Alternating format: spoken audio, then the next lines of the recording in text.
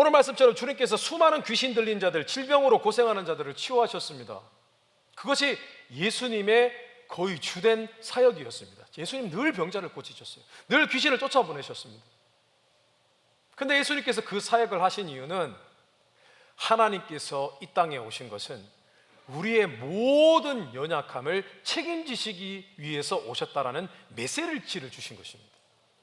너희들 얼마나 연약한 줄 아니? 너희들은 그냥 이 땅에 살아가면서 너희들만 살아가는 것 같고 너희 힘으로 살아가는 것 같지, 그러나 너희들은 늘 질병으로 고생하고 힘들어하고 괴로워하는 존재들이야. 그리고 너희들 그냥 너희가 그냥 혼자 너희 힘으로 잘 사는 것 같지? 아니야. 이 땅에는 보이지 않는 곳에서 악한 영들이 너희의 마음을 힘들게 하고 좌절시키고 그들이 역사하고 있고, 너희들은 지금 날마다 마음이 흔들리고 그렇게 연약하게 살아가고 있는 거야. 너희들에겐 하나님의 은혜와 능력이 필요해. 그 메시지를 주시는 것이 예수 그리스도의 치유와 축사 사역의 이유였습니다. 세상은 약한 것보다 강한 것을 좋아합니다. 그리고 우리가 자녀들을 가르칠 때 강해지라고 가르칩니다. 독립적으로 가르칩니다. 독립적으로 살아갈 수 있도록 교육하고 가르칩니다. 스스로 자신을 지킬 줄 알아야 된다고 가르칩니다. 맞습니다. 많은 가르침입니다. 결국은 사람은 부모를 떠나서 독립해야 됩니다. 이 세상에서 survive, 승리하고 생존하며 살아가야 됩니다. 맞습니다. 그런데 우리들은 자녀들에게 인간이 얼마나 연약한지를 가르쳐야 됩니다. 우리가 자녀들에게 교육할 때 어떻게 합니까? 아버지, 어머니들 흔히 하는 얘기가 있어요. 똑같습니다. 자녀들에게. 가끔 자녀들에게 가르칠 때 이런 얘기를 합니다. 훈계를 할 때 이렇게 얘기합니다. 아빠, 엄마가 얼마나 힘들었는데 이렇게 열심히 일해가지고 잘 된 줄 아니? 너희도 강해져야 돼. 끈기가 있어야 돼. 인내가 있어야 돼. 약해지면 안 돼. 우리의 성공을 자랑합니다.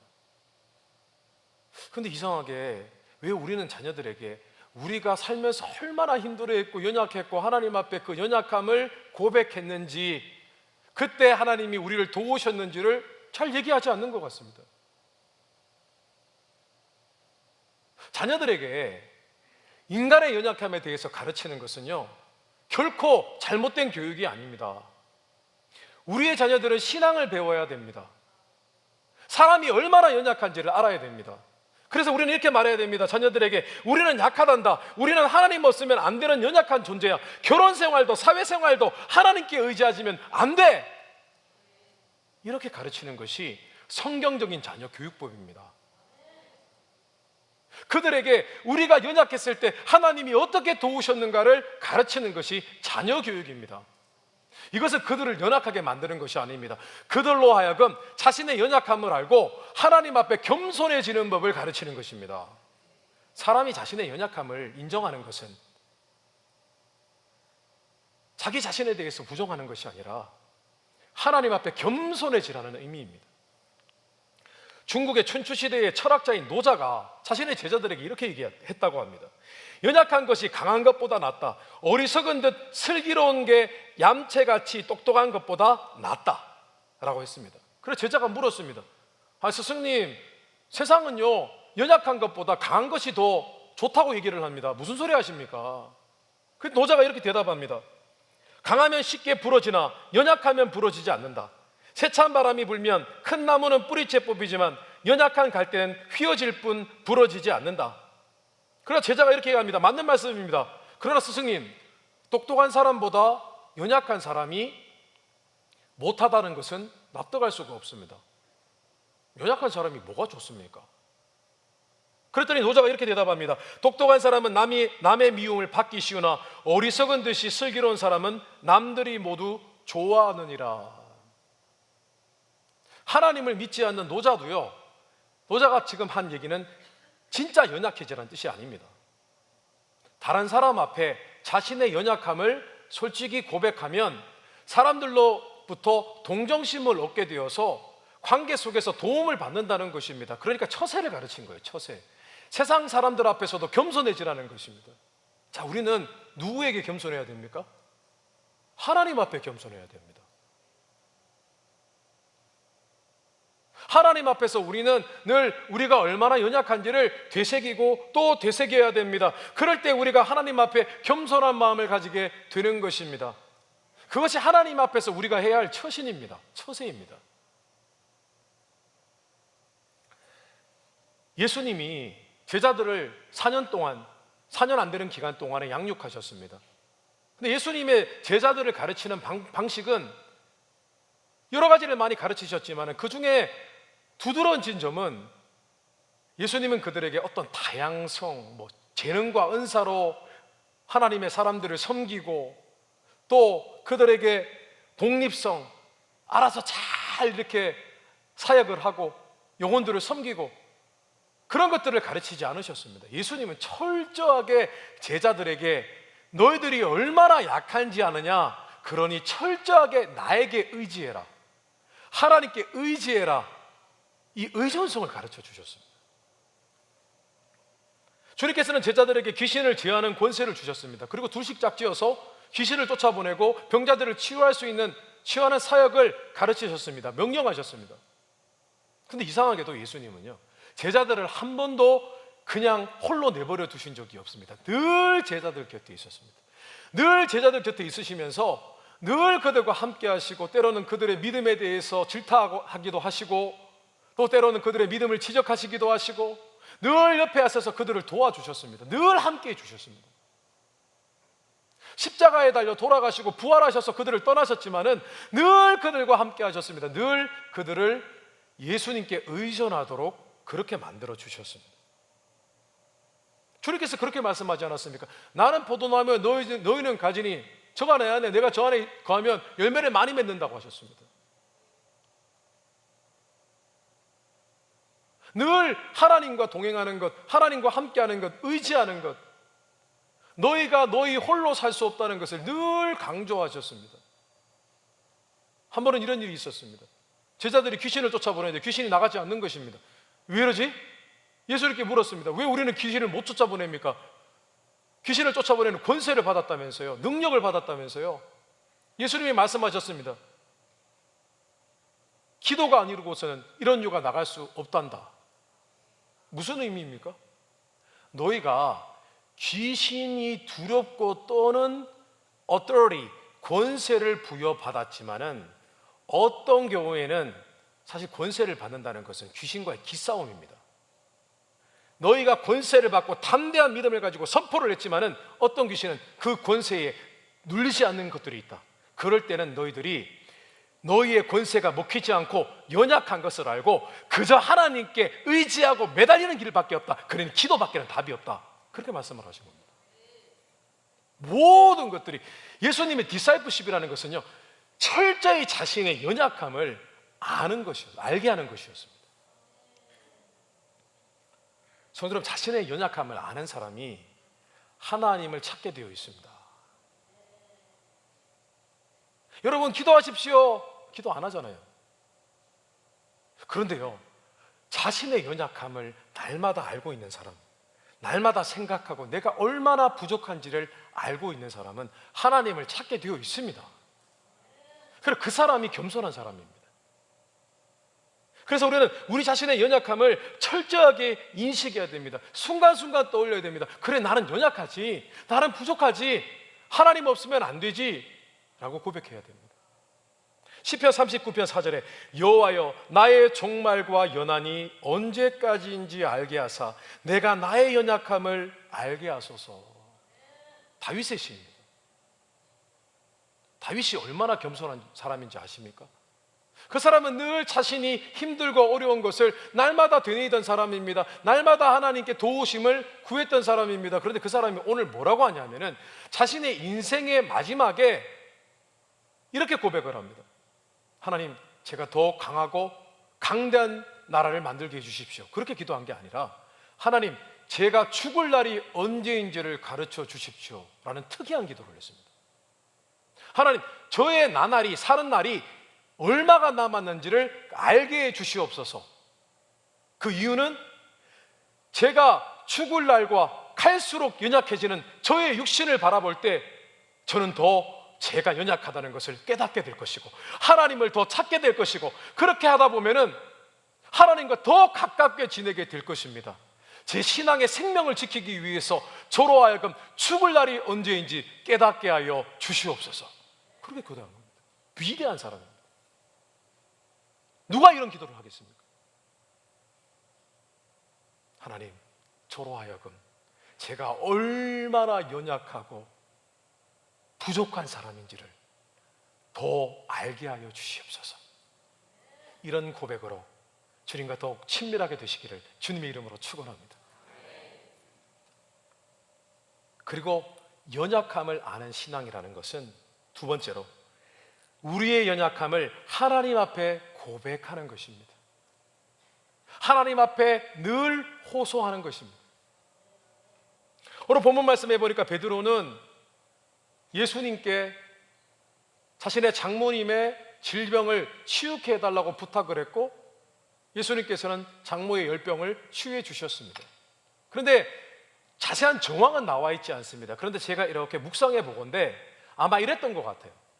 예수님께서 한참 바쁘게 사역을 하셨습니다. 막 병자들을 치유해 주셨습니다. 그런 와중에 아마 베드로가 그날 아침이나 그 전날 며칠 전에 예수님과 제자들에게 오늘은 제가 한턱 쏘겠습니다 라고 했던가 봅니다. 그래서 자신의 집으로 안내했습니다. 집에 또 같이 장모님이 계셨습니다. 장모님도 자신의 아내를 도와서 함께 식사를 준비하려고 했던가 봅니다. 그런데 마침 그날 사역을 마치고 식사하기로 한 그 시간에 베드로의 집에 왔더니 어떤 일이 벌어졌냐면은 장모가 몸자하라 누워 있었습니다. 뭐 오늘 말씀해 보니까 열병이라고 하지만은 제가 볼 때는 큰 질병은 아니었던 것 같습니다. 그냥 감기 걸려서 그냥 열이 많이 났던 것 같습니다. 예수님이 베드로가 그렇게 얘기했겠죠. 예수님, 이 식사를 준비하는데 제 장모님이 지금 아픕니다. 예수님 좀 치유 좀 해주세요. 그 예수님이 가서 그래 알았다. 질병을 꾸짖으니까 질병이 떠나갔습니다. 그랬더니 장모님이 오늘 말씀해 보니까 예수님에게 수종을 들었더라라고 되어 있어요. 수종을 예수님을 섬겼다는 뜻입니다. 그러니까 원래 약속대로 함께 식사를 준비하고 예수님과 제자들을 대접했다라는 의미입니다. 저는 이 장면을 묘사해 볼 때, 연상해 볼 때 이런 생각이 떠오릅니다. 와, 예수님의 제자들과 예수님 사이는 이렇게 막역한 사이구나라는 것을 깨달았습니다. 와, 대소사, 자신의 가정에 일어나는 일까지도 모두 예수님께 고하고 부탁드리고 호소하고 모든 것을 나누는 겁니다. 모든 연약함을 다 나누는 것입니다. 그 예수님이 가정사까지도 다 책임져 주시는 거죠. 오늘 말씀에 베드로뿐만이 아니었습니다. 예수님 당시 많은 사람들이 그랬습니다. 많은 사람들이 정말 불치병만 가지고 예수님께 왔을까요? 정말 질병 치유가 어려운 그런 병자들만 예수님께 왔을까요? 저는 아니라고 생각합니다. 당시에는 피부병이라고 불렸겠지만 지금은 무좀이라고 하죠. 팔에 무좀이 난 것도 예수님께 치유하러 왔을 거예요. 손가락이 마비가 되고 아픈 것도 예수님께 치유받으러 왔을 것입니다. 그래서 미어쳐지도록 예수님 앞에 많은 사람들이 모였던 것입니다. 그런데 이상하게도요, 예수님 당시에 많은 사람들이 질병을 갖고 있거든요. 지금도 마찬가지지 않습니까? 다 건강해 보이지만 다 육신의 연약함이 있잖아요. 말 안 해서 그렇지. 그런데 예수님 당시에 많은 사람들이 아팠으나 바리새인들과 서기관들은 자존심 때문에 예수님께 안 와왔습니다. 어떤 사람들은 귀찮아서 안 와왔습니다. 뭐 내가 가서 조금 더 건강해진다고 뭐 달라져, 뭐 그냥 이렇게 사는 거지. 그런 사람도 있었고, 또 어떤 사람들은 부끄러워서 예수님 앞에 나아가지 않았습니다. 오늘 우리들은 어떻습니까? 하나님 앞에 겸손한 자들은 자신의 연약함을 인정할 뿐만 아니라 그것을 날마다 고백하는 사람이 되어야 됩니다. 모든 부분에 있어서 나의 연약함을 하나님 앞에 고백하고 호소하며 나아가는 것입니다. 그것이 우리의 믿음의 삶이 되어야 합니다.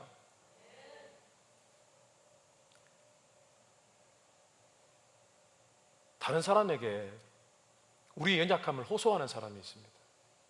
늘 사람들에게 내가 힘들다, 어렵다 그런 얘기 하시는 분들이 계십니다. 그것은 자존감이 낮은 겁니다. 늘 혼자 나는 못한다 고민하는 분들이 계십니다. 그것은 자기 비하입니다. 그러나 하나님 앞에 연약함을 호소하는 것은 그것이 바로 믿음입니다. 그것이 바로 하나님 앞에 겸손한 것입니다. 성도님들께서는 어떠십니까? 혹시 우리 가운데는 자신의 연약함을 누구에게도 얘기하지 않는 분 혹시 계십니까? 그게 자존심이라고 생각하는 분들이 계십니다. 그게 뚝심이라고 생각하는 분들이 계십니다. 또 어떤 분들은요, 아니 나는 누구도 믿을 수 없어, 누구도 내 마음을 알아주는 사람이 없어라고 불신으로 가득한 분들이 계십니까? 또 어떤 분들은 늘 남에게 가면은 늘 남에게 내가 어렵다, 힘들다, 아프다 늘 얘기하는 분들이 계십니까? 심지어 어떤 분들은 이런 분들도 있습니다. 그냥 그딴 거 다 잊어버리고 그냥 모르겠다. 그냥. 이제 우리가요, 하나님 앞에 솔직해져야 됩니다. 제가 오늘 기도하는 가운데 하나님의 음성을 듣는 비결을 하나 말씀을 드리겠습니다. 왜 우리가 하나님의 음성을 듣지 못하는 줄 아십니까? 기도할 때 우리의 마음이 하나님 앞에 겸손하고 떨리고 아주 연약하고 부드러운 마음이 되어야 되는데 우리 마음이 강팍하기 때문입니다. 하나님은 우리의 마음 가운데 찾아오셔서 우리에게 말씀하십니다. 아멘이십니까? 그런데 우리가 하나님 앞에 늘 하나님만 필요합니다, 하나님의 은혜가 필요합니다, 저는 연약합니다라는 고백이 우리 안에 있어야 되는데 이게 없기 때문에 우리의 마음이 항상 너무 하나님이 보시기에, 하나님이 다가오시기에 너무 강한 거예요. 그런데요, 우리가 나지막히 마치 우리가 눈물을 삼키듯이 하나님 앞에 우리의 연약함을 고백하고, 하나님 저는 못해요, 하나님 도와주세요, 오늘도 하나님께서 제 마음을 만져주셔야 됩니다, 지켜주셔야 됩니다 라고 고백하잖아요. 그러면 그 부드러운 심령 가운데 성령님이 역사하십니다. 그 남자들이 문제예요. 이 부드러운 심령을 유지할 수 없기 때문에 하나님의 음성을 잘 못 듣는 거예요. 왜 여성들이 기도할 때 눈물 가운데 하나님의 음성을 잘 듣느냐? 보드랍거든요. 우리는 주님께 솔직해야 됩니다. 우리의 연약함을 호소하는 신앙으로 회복되어야 됩니다. 히브리서 4장 15절에 우리에게 있는 대제사장은 우리의 연약함을 동정하지 못하실 이가 아니요 모든 일에 우리와 똑같이 시험을 받으신 이로되 죄는 없으시느니라. 히브리서 말씀에서 연약함을 아신다는 것은 우리가 죄를 지을 수밖에 없는 그런 죄인이다, 그만큼 연약하다, 그런 뜻입니다. 그러나 어차피 우리 삶 가운데 우리의 육신의 연약함, 마음의 연약함, 이 모든 것들이 온 것은 우리의 죄악됨 때문이지 않습니까? 그런데 주님께서요, 이 땅에 사람으로 오셨을 때에 우리의 연약함을 다 경험하셨다는 거예요. 몸소. 사람의 마음이 얼마나 연약한지, 육신으로, 브레인으로 살아가는 것이 얼마나 힘든 것인지, 복잡한 것인지, 사람의 몸이 얼마나 약한 것인지 예수님께서 처음부터 끝까지 다 경험해 보셨다는 거예요. 그리고 경험해 보시고 그 연약함을 담당하시기 위해서 이 땅에 오셨다는 것입니다. 그런데 왜 우리는 하나님께 연약하다고 얘기하는 것을 부끄러워할까요? 신앙의 본질은, 믿음 생활은 우리가 연약하다는 것을 하나님께 고백하는 겁니다. 그때 하나님의 은혜가 쏟아 부어지는 것입니다. 예레미야서 31장 25절에 이는 내가 그 피곤한 심령을 상쾌하게 하며 연약한 심령을 만족하게 하였음이라 하시기로. 연약함을 호소하지 않는 사람에게 하나님의 은혜가 임하지 않습니다. 왜냐? 하나님은 너 그러면 튼튼하네? 강하네? 내 도움 필요 없네? 라고 생각하신다. 그러므로 우리는 하나님께 연약함을 고백하고 호소하는 자들이 되어야 됩니다. 그 사람이 행복한 인생을 살게 되는 것입니다. 그 사람이 하나님의 도우심을 받게 되는 것입니다. 마지막입니다. 세 번째입니다. 자신의 연약함을 아는 것은 하나님의 강하심을 동시에 인정하고 선포하는 것입니다. 사실 우리의 연약함을 인정한다는 것은, 그것을 기억하고 하나님께 호소한다는 것은 하나님의 강하심을 바라는 것을 의미합니다. 그래서 우리가 하나님께 나아갈 때 순서는 이것입니다. 우리의 연약함을 인식하는 겁니다. 자각하는 겁니다.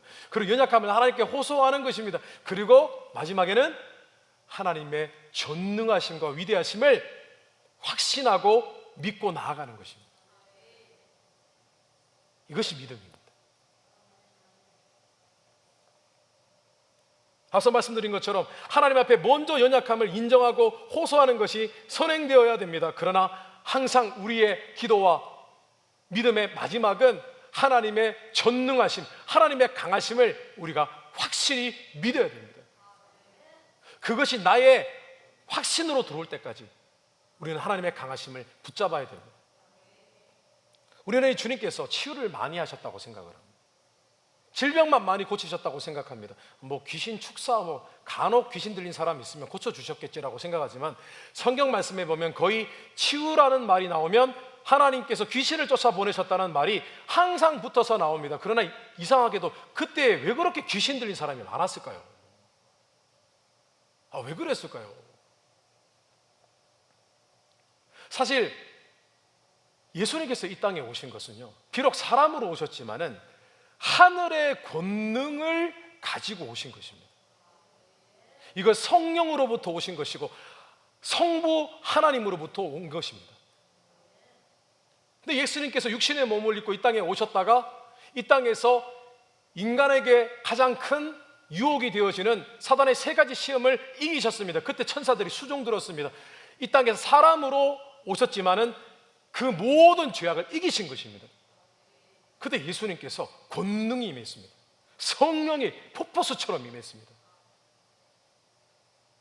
그리고 이 땅에 하늘의 권능이 임했을 때에 귀신의 실체가 드러나기 시작한 것입니다. 그 전까지는 사람들이요, 그냥 그런가 보다, 인생이 그런가 보다라고 생각을 했는데 이 땅 가운데 우울하고 또 어떤 복잡한 생각 때문에 스트레스 받아 하고 마음이 힘들어하는 사람들 많이 있었습니다. 또 인생이 잘 안 풀리는 사람들도 있었습니다. 그런데 예수님께서 권능을 가지고 오시기 시작하니까 예수님 주변에 있는 사람들이 전부 다 악한 영들의 실체가 드러나기 시작하는 겁니다.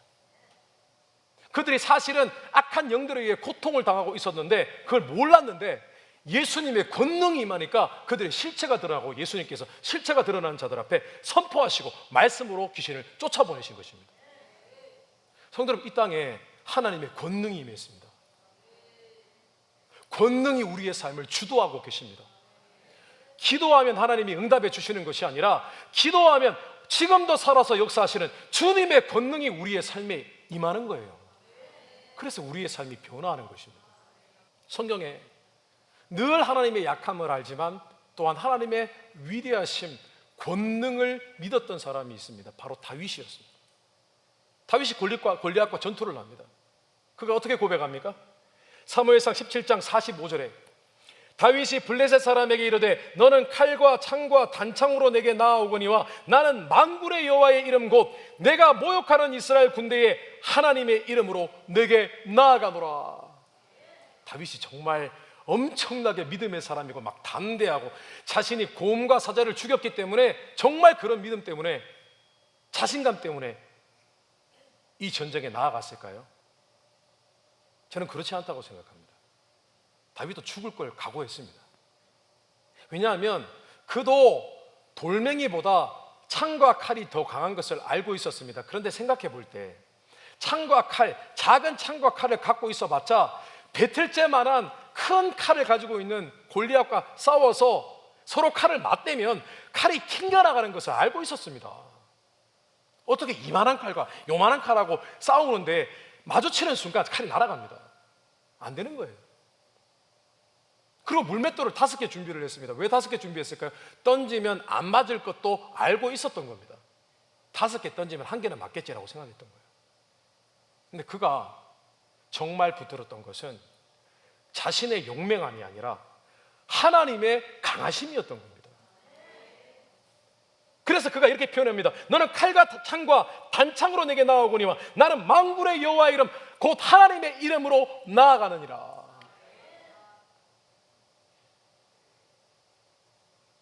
우리의 약함을 인정하고 하나님의 강함을 묵상할 때 우리의 삶에 능력이 임하는 것입니다.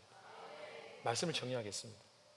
우리의 약함의 고백은 하나님의 강함을 경험하게 합니다. 사도 바울이 이렇게 고백했습니다. 고린도후서 12장 9절 10절에 내게 이르시기를 내 은혜가 내게 족하도다. 이는 내 능력이 약한 데서 온전하여 짐이라 하신지라. 이러므로 도리어 크게 기뻐함으로 나의 여러 약한 것들에 대하여 자랑하리니 이는 그리스도의 능력으로 내게 머물게 하려 함이라. 그러므로 내가 그리스도를 위하여 약한 것들과 능력과 궁핍과 핍박과 곤란을 기뻐하노니 이는 내가 약할 그때에 기뻐하노니 이는 내가 약할 그때에 곧 강함이니라. 사도 바울이 육체에 가시가 있었습니다. 그것 때문에 너무 고민되고 부끄럽고, 사도 바울이 늘 능욕을 당하고 핍박을 당했습니다. 어려움만 많이 당했습니다. 늘 기적이 일어난 게 아니에요. 근데 자신이 살아보니까 자신이 연약할 때 더 하나님을 찾게 되어졌고 더 하나님의 능력을 바라게 되어졌고, 그렇게 따져보니까 내 삶에 하나님의 역사가 컸던 거예요. 성도 여러분, 이것은 진리입니다. 예수 믿는 사람 강해지는 게 아닙니다. 자신의 약함을 되새기고 늘 하나님께 호소하고 하나님의 강함을 구하는 거예요. 그게 믿음입니다. 오늘 이 믿음으로 다시 회복되셔서 내 삶에 하나님의 권능을 경험하고 뿐만 아니라 하나님과의 더 깊은 친밀한 은혜와 하나님의 음성을 듣는 그런 신앙으로 회복되시기를 주님의 이름으로 축원합니다. 생명의 말씀